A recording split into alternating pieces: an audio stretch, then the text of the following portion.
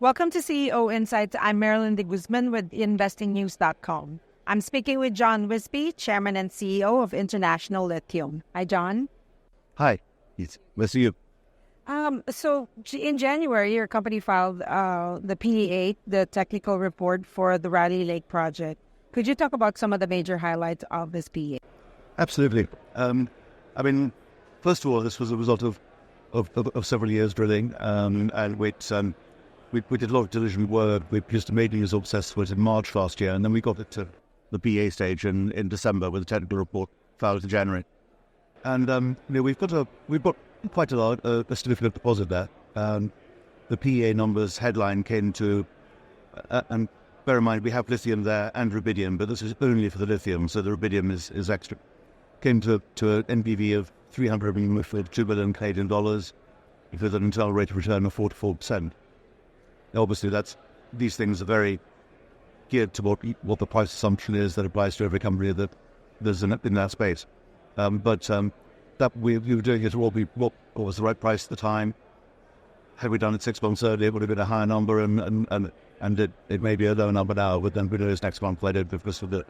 So it's a bit, but it shows it's a pretty interesting size, and I just get that's the lithium alone, not the rubidium. Yeah. So tell me a bit more about that. So that project has rubidium.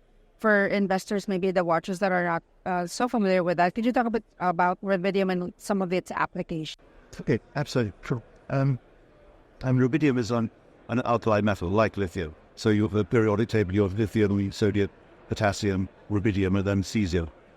So rubidium is more like cesium than like lithium because it's heavier. I mean, lithium is very, very light. That's why it's used in car batteries.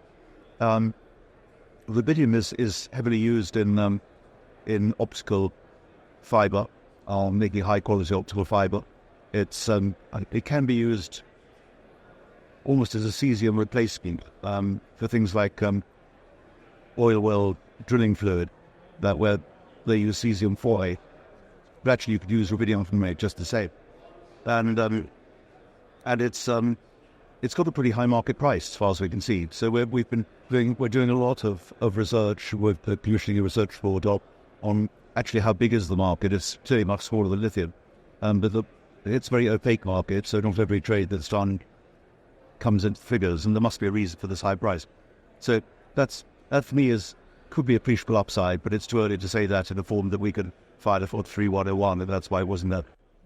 So what's your plan for the Raleigh project for this year? Well, we're going to do more work towards getting it to the next stage. The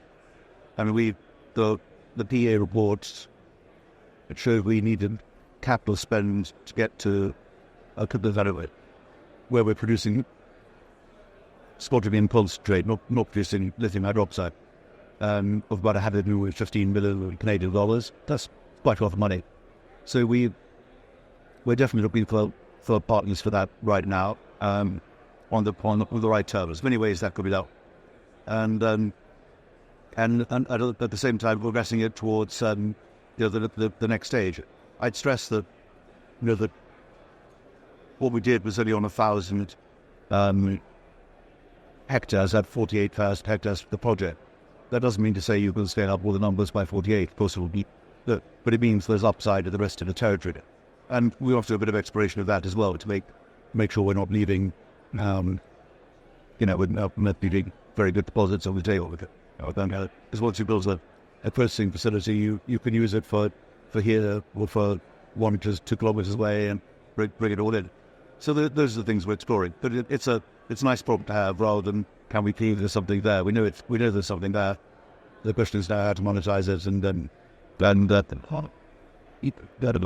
do well, and then once we've done that, then there's the rubidium with more big upside as well. So you another recent news that you come out with is your acquisition for a 90% interest in Firesteel. Yeah. Could you talk a bit more about that? Why is that an important project? We have an existing resource which we took on called Wolf Ridge, which is near in Uppsala, Ontario, and it's only about an hour and a half's drive from Raleigh Lake, so it's in a similar area. And we identified through somebody we worked with a copper deposit very close to that. And again, one of the things that we love about Raleigh Lake is the good infrastructure. It's on a major road. This is on a major road too. In fact, some of it borders of the major road. So some people have to build a road 150 kilometers into nowhere to make it possible. And we don't have to do anything like that. So the geography and the infrastructure is excellent. Copper is copper. And some of the findings already were like 2.6%, 2.8%. Of course, we don't know how big it is. We haven't done all the surveying yet. But it looks like a very interesting one, and it's pretty contiguous to all the other sites we've got in Ontario. Therefore, rather, we don't have to set up a new infrastructure 5,000 kilometres away in the same keyboard. Copper has, I think, a tremendously good future. So, but this is not likely to be the scale of a big deposit in Chile or Zambia, which we are talking about a 50-year mine life, absolutely huge amount. It doesn't have to be to make to be economically interesting. So we think it will be quite a reasonable size. The company has also made the decision to identify Zimbabwe as a strategic country for lithium exploration. Could you talk a bit more about why Zimbabwe? Okay, well, I think there are a number of things you look for in a country. So I mean, I don't need to explain to anybody who's one of your subscribers why Canada, because it's A, we are a Canadian registered company, B, Canada's a very big new road place, and C, it's seen internationally as being pretty politically stable. So nobody will query any of those aspects. It's especially how good is your lithium deposit.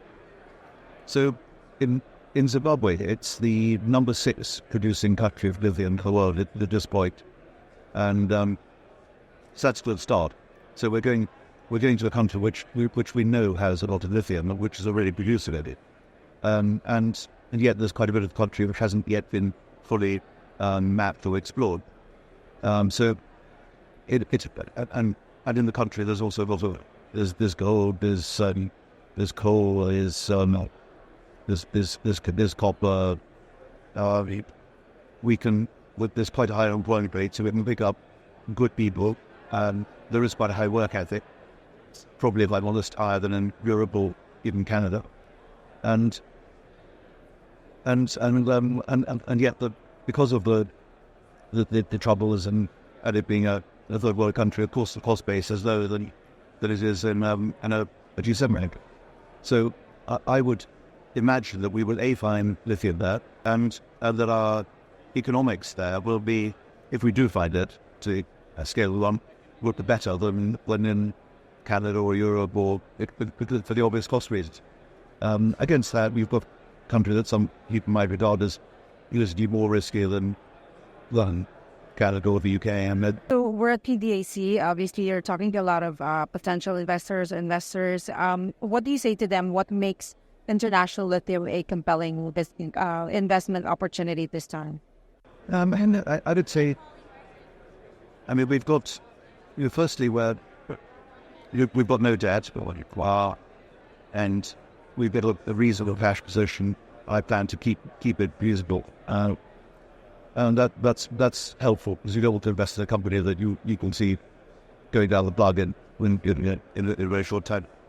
I'm like to think we're quite well managed. I hope so.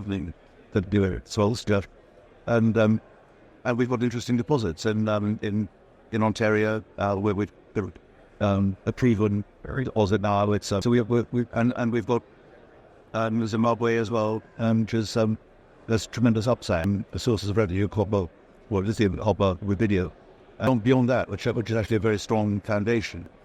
Thanks, John, for sharing your time today. Okay, well, thank you very much. Nice to see you. Great. And thanks everyone for watching. Join us again next time for another engaging conversation out of Signal Insight. If you like this video, make sure you subscribe to our channel and turn on notifications so you don't miss future updates and interviews. See you next time.